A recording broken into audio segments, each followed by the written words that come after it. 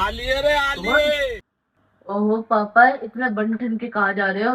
अरे यार, एक दोस्त की शादी की पार्टी है, बस वही जा रहा हूँ। सुमन, कोट दे दो मेरा यार। हाँ हाँ, ला रही हो, पहले परफ्यूम तो लगा लो। अबे रुक जा रुक जा रुक जा। ये परफ्यूम मत लगा यार। क्यों, क्या हो गया इस परफ्यूम में? अरे, पुराने लोगों ने कहा है रात को घर से बाहर जाते वक्त परफ्यूम नहीं लगाते, चुड़ैल पीछे पड़ जाती है। हाँ, बड़ी आपकी चुड़ैल जैसे पीछे पड़ रही है। क्या यार पापा, क्या सुपरस्टिशियस पे बिलीव कर रहे हो? वो पहले होता था, अब ऐसा कुछ नहीं होता। सुपरस्टिशियस पे बिलीव करना छोड़ दो।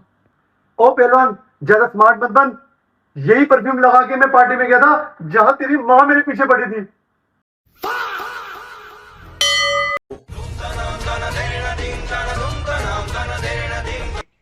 ठाकुर तो